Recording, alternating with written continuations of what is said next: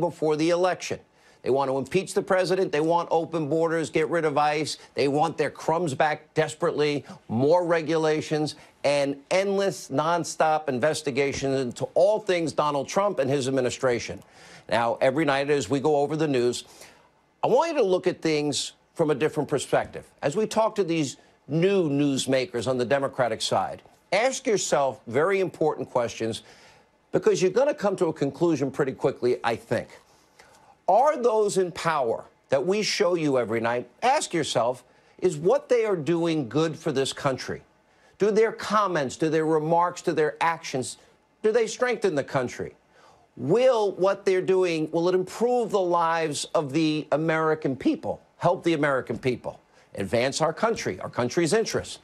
Now, you can forget about a red state, blue state, Democrat, Republican, conservative, liberal, left, right, doesn't matter.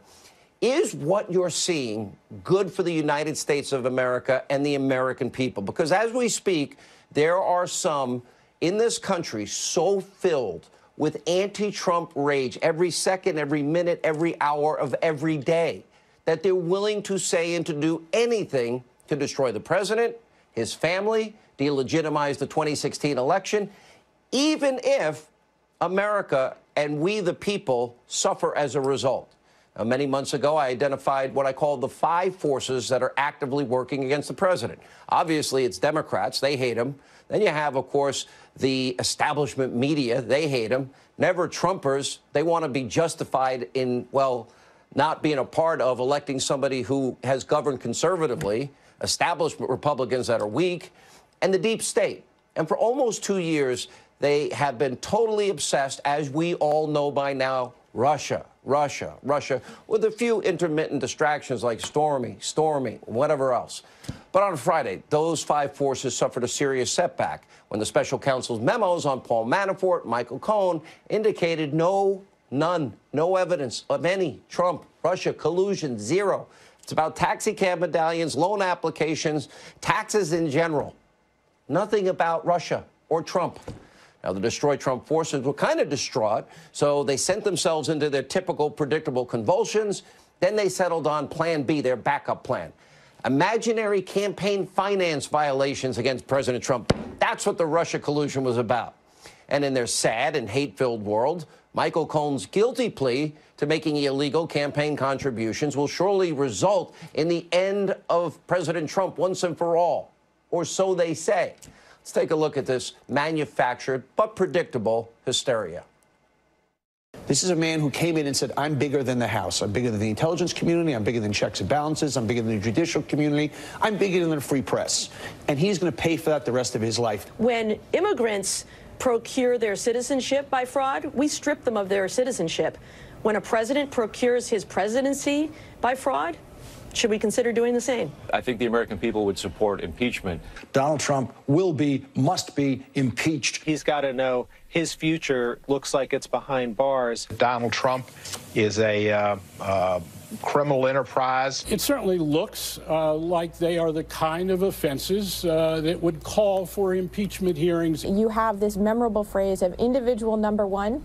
You know, it's going to go down, I think, in the history books, along with some of those memorable Watergate phrases. He may be the first president in quite some time to face the real prospect of jail time. When the evidence becomes so clear that you very likely have a criminal sitting in the Oval Office, what is the Congress left to do at that point? These are the same people that have been saying the same lies for 2 years, and it is unfounded. According to Fox News legal analyst, our friend Greg Jarrett, if Michael Cohen's non-disclosure payment to Stormy Daniels or anybody else served a secondary purpose or a dual purpose, then it is not considered a campaign contribution and thus not illegal. In other words, if the payment benefited the Trump organization, the Trump brand name, even President Trump on a personal or family level, that's not against the law. It's as simple as that. And the president summed it up pretty perfectly on Twitter, writing, quote, there was no collusion, so now the Democrats go to a simple private transaction, wrongly call it a campaign contribution, which it was not, but even if it was, it is only a civil case like Obama's, but it was done correctly by a lawyer, and there would not even be a fine, lawyer's liability, if he made a mistake, not me. Cohen just trying to get his sentence reduced, witch hunt. Now remember, Cohen changed their story on this particular issue. And it's fascinating because the liberal media and the Democrats, they only want to pick the version that fits their desired political goal. They didn't believe him the first time. He even initially stated that the Daniels payment, for example, came out of his own pocket without the president's knowledge. And sadly, most of his alleged crimes do include lying and fraud. But the media wants to believe Cohn now. They don't like Michael Cohn. They've never liked Michael Cohn. And they're not his friend today. And meanwhile, the president has acted in accordance with the law, committed no criminal campaign finance violation, and he sure as hell never colluded with Russia, which is what this was supposed to be about. But then we have disgraced FBI Director James Comey. He's never let the presumption of innocence get in the way of his complete and total obsessive hatred for President Trump. Last night, he called on Americans to oust President Trump with, quote, every breath we have. But he's not biased at all. Take a look. All of us should use every breath we have to make sure that the lying stops on January 20th, 2021. Oh, I guess he doesn't have a political agenda. The same guy that leaked information to get Robert Mueller appointed. Oh, that's the same Comey that might have espionage issues himself by releasing those documents, and the same guy that, well, may be in trouble himself with the law. I have some advice for Jim Comey. Don't throw stones from a glass house. It's December, but the year of the boomerang is not quite over. Now, late last week, Comey testified behind closed doors on Capitol Hill about the multitude of serious controversies surrounding his leadership at the FBI, including FISA abuse, his handling of the Clinton investigation.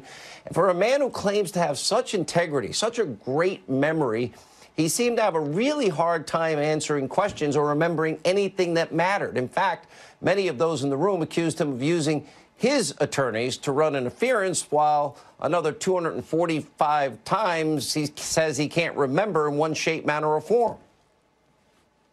The Republicans came out and said that a government lawyer sort of ran interference and shut down specific lines of questioning. Did that happen? And if so, what topics were not discussed? When you read the transcript, then I think you will not see that happening. And he did admit, by the way, that the Steele dossier was never verified. You know, the bulk of the FISA application, we'll get to that in a second. So another lie from James Comey. Now, the transcript is out. It was happening over and over and over again, 250 times. According to Trey Gowdy, during his testimony, he answered, I don't recall 71 times. Get this. He stated, I don't know an additional 166 times. One lawmaker reportedly said, quote, his memory was so bad, I feared he might not remember how to get out of the room after the interview. Another claimed, quote, it was like he suddenly developed Alzheimer's after conveniently remembering enough facts to sell his book. Pretty awful. A lot of selective amnesia from someone who claims to be an innocent man. But even more troubling is this, is something Comey actually said during this hearing.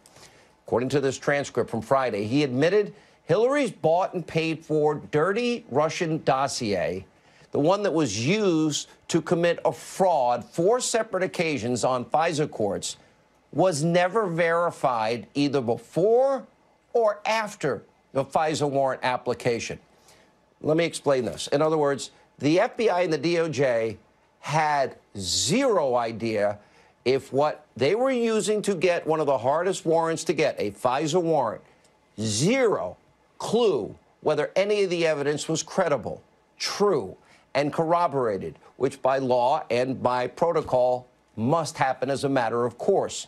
They spied on an American citizen, trampled on his Fourth Amendment constitutional rights, a Trump campaign associate, with information paid for by the Clinton campaign and the DNC that we now know is completely and totally unverified.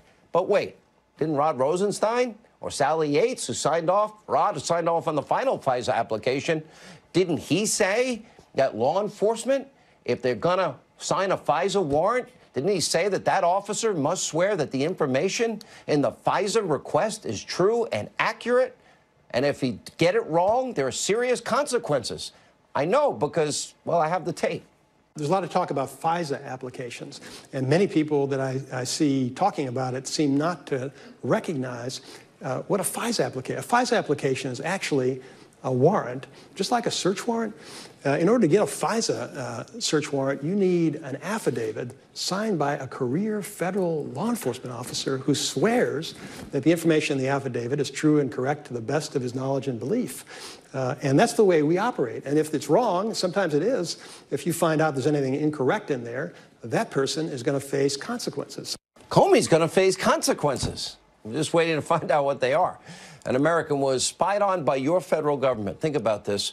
With a warrant based on what was uncorroborated, unverified, opposition research, bought and paid for Russian lies by Hillary Clinton.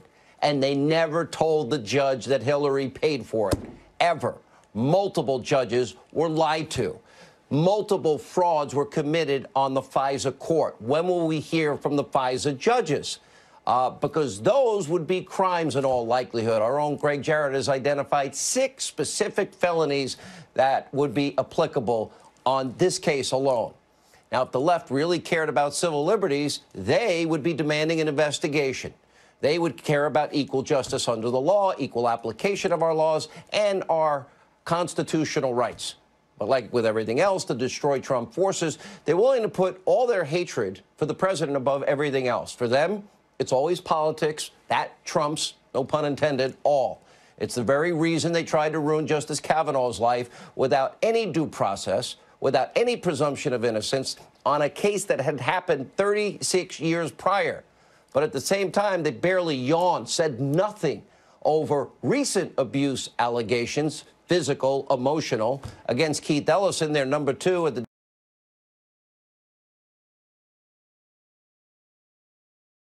Clinton. None of them spoke out about Michael Avenatti. If you're a Democrat, you don't get the Kavanaugh treatment.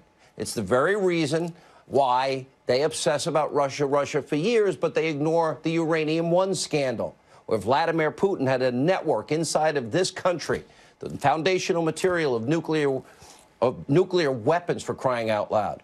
20% of America's foundational material for nuclear weapons. Putin's network in America, we have a spy in there that's chronicling bribery, kickbacks, money laundering, extortion. And he's telling the FBI, oh, then Robert Mueller. But the deal still went through. Hillary approved it.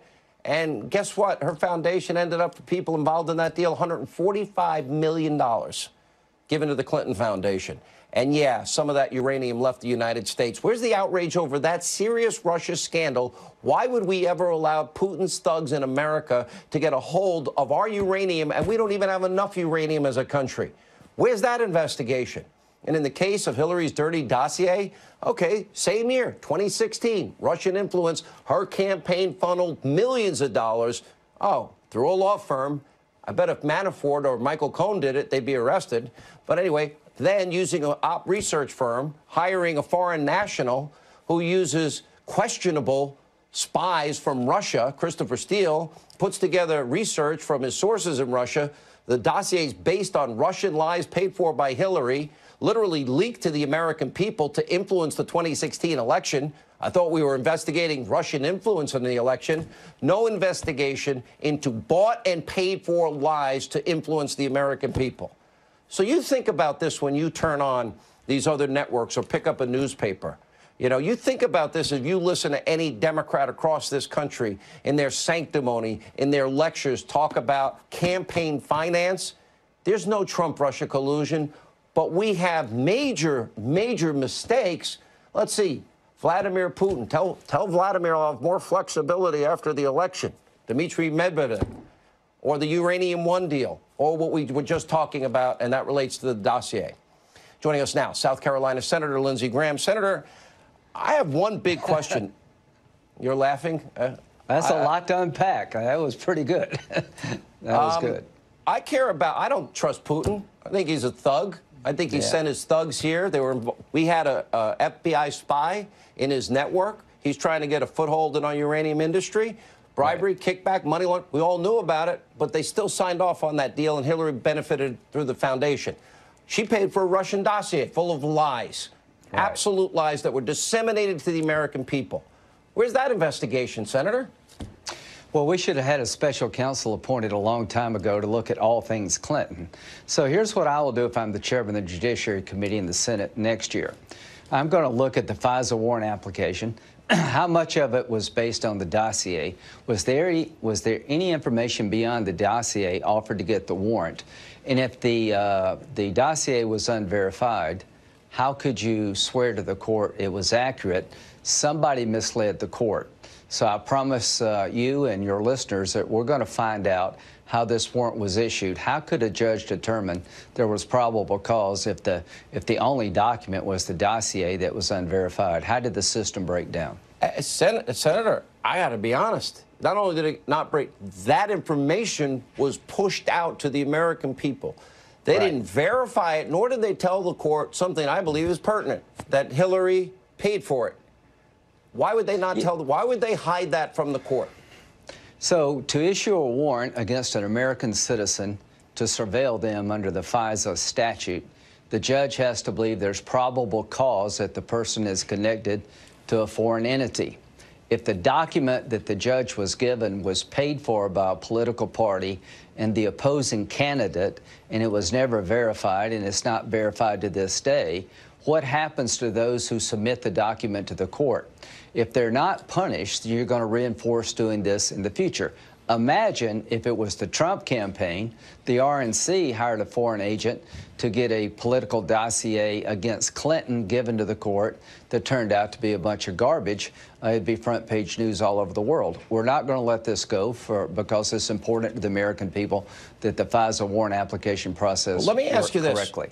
Will we get to the bottom? Obviously, Comey's biased and wanted Hillary to win, as was Peter Strzok, who interviewed her, who thought that she should win $100 million to zero.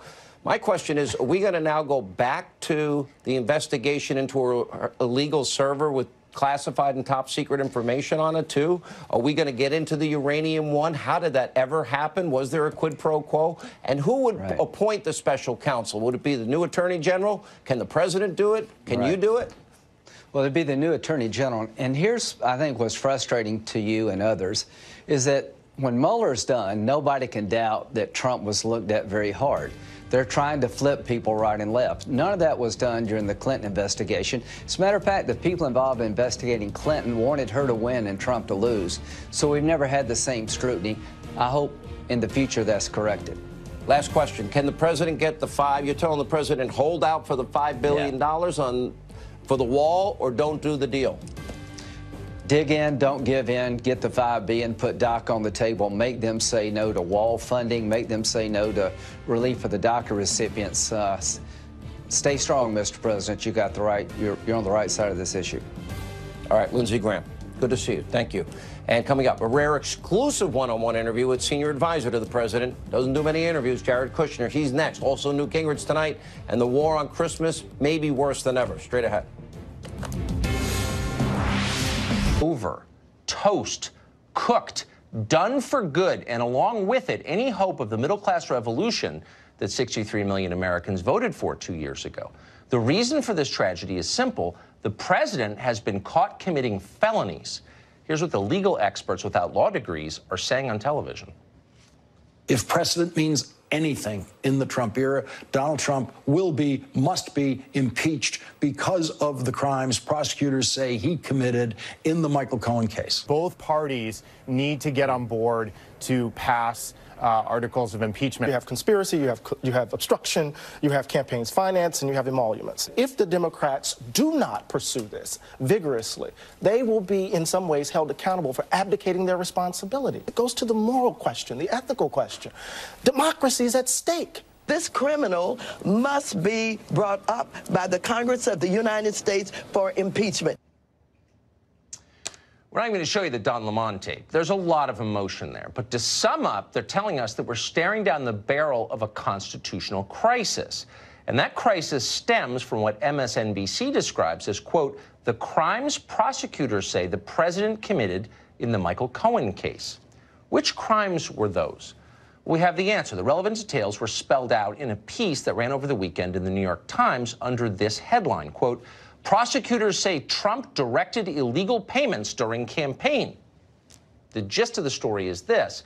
Trump's former lawyer, Michael Cohen, has told federal prosecutors that he facilitated payments to 2 women who said they had affairs with Donald Trump. And then, well, actually, that's it. That's the entire story right there. Paying these 2 women, say federal prosecutors and their flacks at NBC News, was a serious crime, a crime worthy of impeachment, if not indictment. Okay, but you might be wondering, how exactly is that criminal? Well, we're going to explain it to you. We're going to start by stipulating that everything Michael Cohen has told the feds is absolutely true. Now, assuming honesty isn't usually a wise idea with Michael Cohen, but for the sake of argument, let's do case. Everything he says is true. Why is what Cohen is alleging a criminal offense? Remember the facts of the story. These are undisputed. 2 women approached Donald Trump and threatened to ruin his career and humiliate his family if he doesn't give them money. Now, that sounds like a classic case of extortion.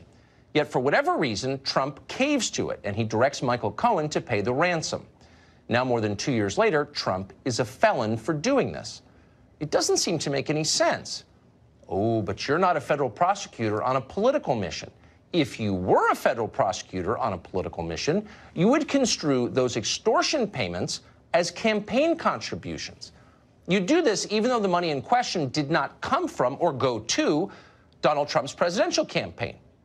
Then you'd claim that Trump and Michael Cohen violated campaign finance law because they didn't publicly disclose those payments, despite the fact that disclosing them would nullify the reason for making them in the first place, which was to keep the whole thing secret.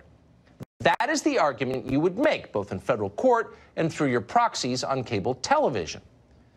It is insultingly stupid, but because everyone in power hates the target of your investigation, nobody would question you. And that's what's happening right now. Now, by this reasoning, any money a political candidate spends to maintain or protect his image while running for office now qualifies as a regulated campaign donation and has to be disclosed. That would include, by the way, in addition to an infinite number of other things, buying toothpaste and getting a haircut. It would definitely include the taxpayer finance slush fund that Congress has set aside to pay off its own sexual harassment claims. Yes, those now qualify as campaign contributions. They must be publicly disclosed. Except, of course, they're not publicly disclosed, and they never will be. Why is that? Well, that might be a question for congressional leaders, including, now that we think about it, Congressman Adam Schiff of Burbank, California. He's the incoming chairman of the House Intelligence Committee, a very powerful man in the Congress. What does Mr. Schiff have to say about Congress not disclosing the very same payments that Democrats say Trump should be impeached for not disclosing? Let's ask him. There's a very real prospect that on the day Donald Trump leaves office, the Justice Department may indict him, that he may be the first president in quite some time to face the real prospect of jail time. Trump knows that he's facing some pretty strong criminal liability when he leaves office, one way or another. And, you know, even if a sitting president can't be indicted, he's got to know his future looks like it's behind bars unless he cuts some sort of deal with the prosecutors. So to translate, Trump's a criminal. He's going to jail for committing a smaller version of the same made-up crime that we in Congress have committed for years and forced you to pay for. And by the way, we're never apologizing for that, because we don't have to, and CNN isn't going to make us. Screw you, America, and your stupid election. We're in charge. That's the real message here, in case you missed it. Chris Hahn is a radio host and former aide to Senator Chuck Schumer, and he joins us tonight. So, Chris, I know you don't like Trump. That's fine.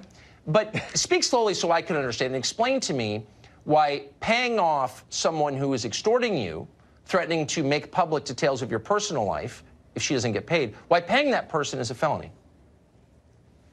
Well, first of all, we don't know that there was actual extortion here. We know that a payment was made. There was a catch and kill deal with the National Enquirer. Whether or not it was extortion, that hasn't been proven yet, nor has it even really been alleged in many cases. Well, I'm alleging. Let me just stop and say I'm alleging it because it's obvious. You're not going to pay $100 grand or 150 or 200 grand to someone unless there's a threat to you and your reputation. This is extortion. Now, I don't know why it's not being prosecuted. I don't know why Trump isn't defending himself on those grounds. I would, but it clearly is extortion. Well, but why is it a crime to pay off someone who you had an affair with? Sometimes people want to tell us they want to tell a story that he doesn't want told. He says, hey, just tell it to me. I'll pay for it and pay for yourself. That's what he did. That's what that, if I did that to you, you would call it. If I said, look, I know a detail about your sex life, Chris Hahn, and I'm going to tell it on my show on TV unless you pay me, that would be extortion, obviously. So this is extortion. But leaving that aside, why is it a felony to pay women you've had sexual relationships with? It's not a felony. It's a felony to do a campaign expenditure and not disclose it. And that's what this has been. How is that a campaign expenditure? This seems to have been a campaign. He made this during the campaign for the purposes of the campaign. There are tape recordings of him discussing this with Michael Cohen, and that's just for the purposes of the campaign. But hold on. I'm confused. No, it's not a small thing. It's the thing. This is the crime that the New York Times told us on Saturday. Federal prosecutors are alleging the president committed. It's a felony. And Michael Cohen pled guilty to a species of this. So I just want to get to the bottom of it. Why is that a campaign contribution to pay off a former girlfriend? I'm honestly confused. You're a campaign guy. Tell me. Look, there's also an allegation that he may have violated the Foreign Corrupt Practices Act when he was doing his deal in Moscow. There are allegations that he killed Kennedy. But hold on. There's a lot more to this than just paying off porn how about stars one who he allegation? slept with, a couple years ago. One allegation at a time. So federal prosecutors, this is not just something that dumb people on TV are talking about, though they are.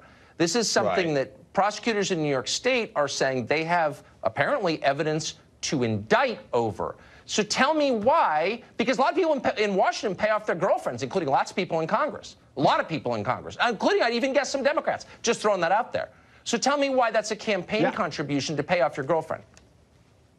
Well, first of all, I think that fund that Congress was using to pay people off who were harassed needs to be disclosed, and the members who were involved with those disclosure decisions need to be removed. Oh, I'm sure that'll happen right away. That'll happen right away. I'm sure MSNBC will push real hard for that. Right, okay.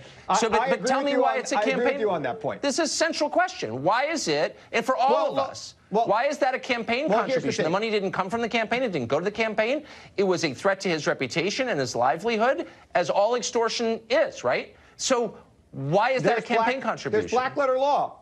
There's black letter law here, okay? The campaign finance law is pretty clear about what you can and cannot do with funds. And these funds were not necessarily from Trump's own pockets. There was all sorts of schemes put together by the president and Michael Cohen to move this money around so it wasn't traced back to President Trump. But hold that in and of itself should raise red flags. People would be blowing their mind out right now if this was any other president. Maybe. I mean, we've never had a president like Trump in a million different ways.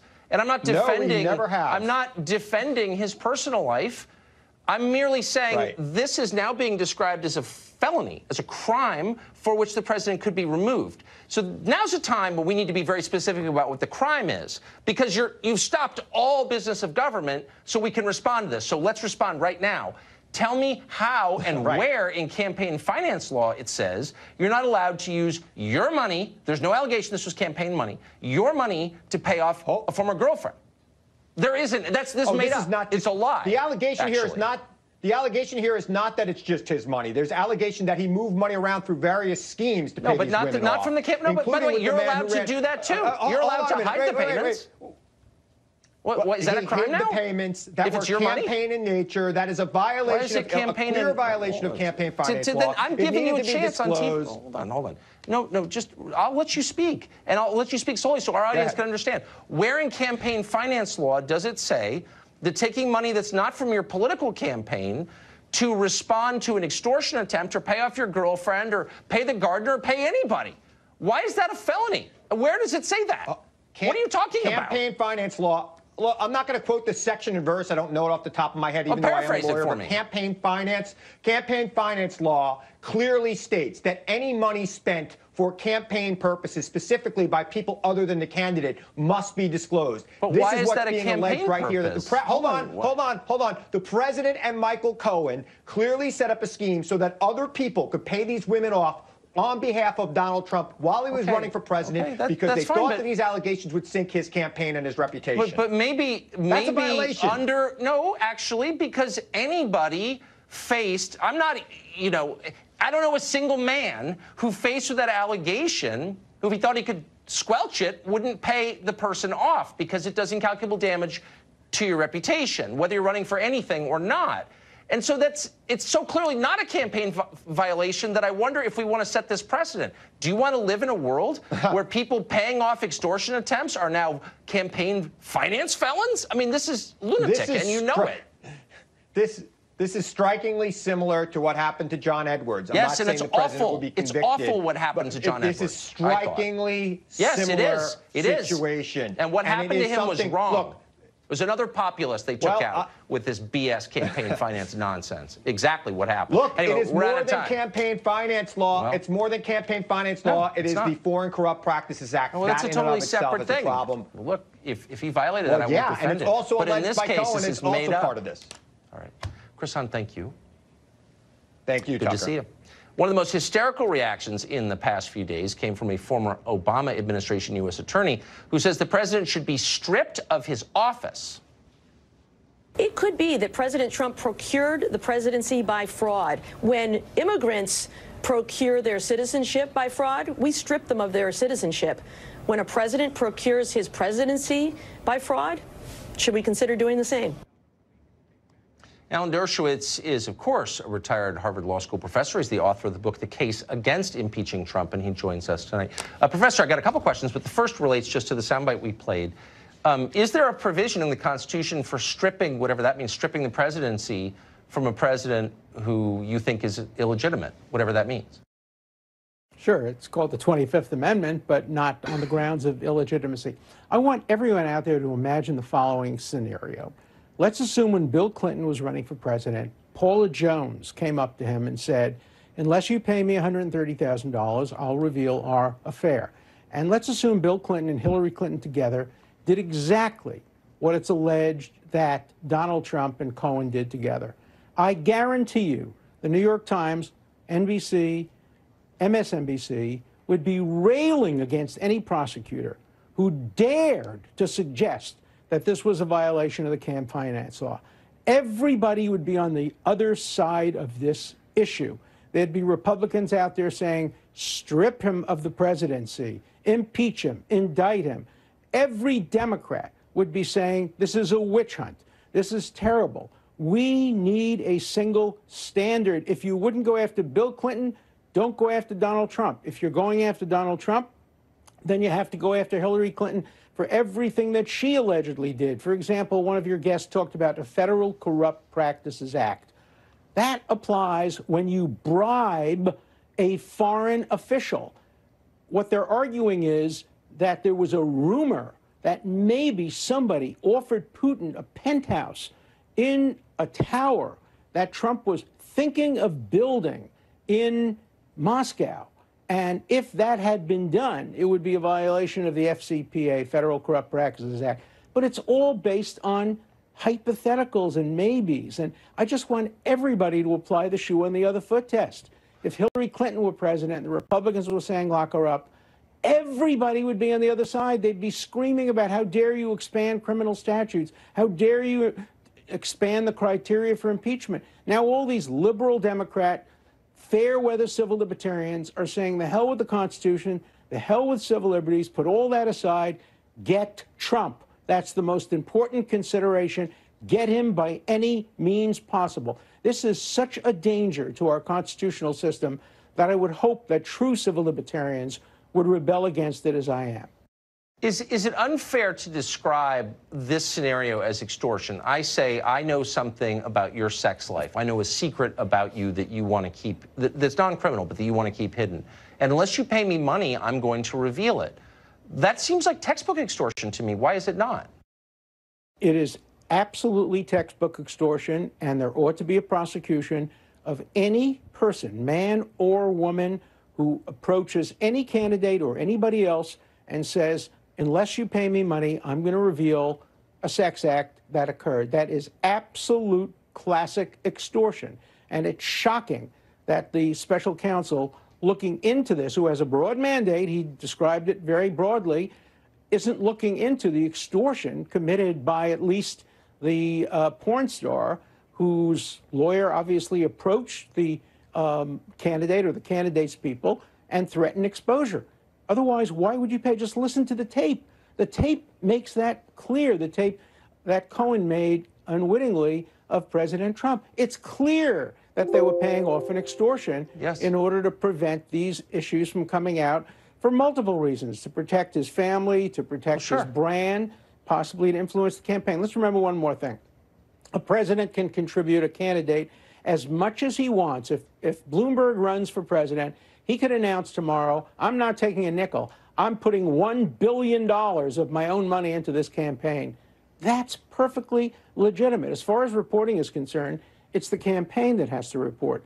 And if these payments had to be reported, they had to be reported after the election. The reporting time was after the election. So it couldn't have impacted the election. So the absurd notion that he won the presidency by fraud and should be stripped of the presidency reflects incredible ignorance about the timing here and how these statutes operate.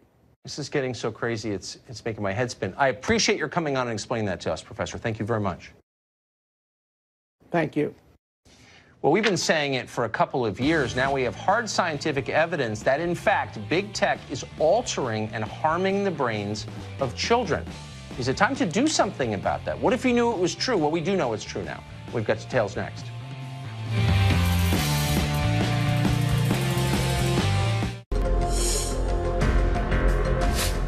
Well, Google collects more data than probably any other company and probably knows more about you than you do.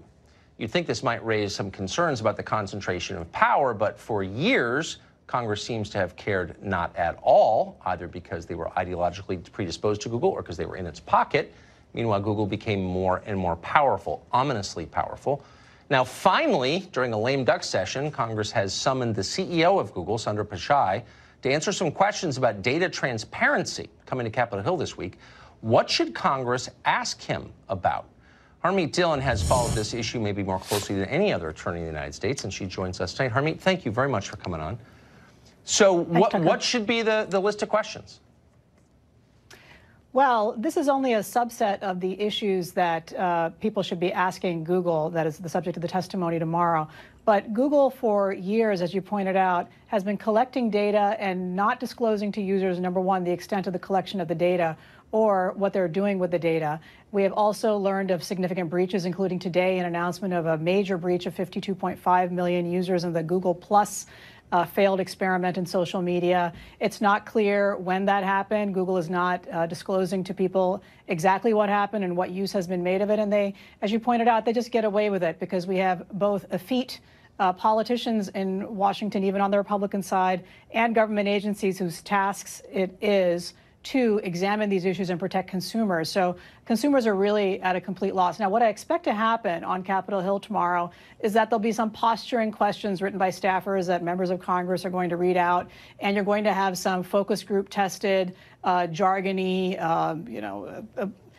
incomprehensible responses from Sundar Pichai designed to placate these folks. There'll be a little bit of a dance, and everybody will go home not understanding what the answers were and not probably going to do anything about it. And this is a real tragedy and missed opportunity, Tucker. What a shame. I want to ask you about another story, another element of the Google story. Newly leaked emails show that several Google employees plotted to destroy the news site Breitbart after the 2016 election. A secret internal discussion group labeled Resist, Google employees discussed how they could use the, quote, hate speech and fake news labels to justify cutting off Breitbart's ad revenues. Harmeet, this is kind of the stuff of conservative fever dreams that Google would be actually doing something like this. Are you surprised by it, and what can be done in response? Well, Google, A, I'm not surprised. B, Google is denying it, but there's extensive evidence that Google did this, and they did it in two ways. One way is right after the election, as you mentioned, a number of very excitable left-wing Google executives and employees tried to squeeze Breitbart and other conservative outlets into this hate speech category. They then confessed that after a lot of effort, that was really tough. So they also did a two-pronged approach, and the other side of that approach is having their ad people contact customers and tell them that it might be dangerous or a bad idea to advertise or allow their ads to be placed on conservative news websites like Breitbart and others. And they pointed to some outside groups like Sleeping Giant that makes it a business practice of defaming conservative writers and organizations and use that as a smear. Google also does this in many other ways, like through its YouTube. It categorizes content as sensitive, which automatically both makes it hard to find the content online and also strips that content from the ability to gain advertising revenue. So Google is doing this systematically. Google is doing this purposefully. Google is getting away with doing this, and I think it violates not just some laws, including Communications Decency Act and others, but it violates state laws that have to do with fraud and transparency, unfair business practices, and competition. Again, Google is able to get away with this because they contribute to some conservative groups like CPAC, a lot of money to show up at CPAC, and certainly on Capitol Hill they get away with it, and we see nothing done to control this duopoly and monopoly on advertising revenue. It's very dangerous because it's shaping what young people in America who mainly get their news through Google see every day. Looking back, the Congress allowing Google to become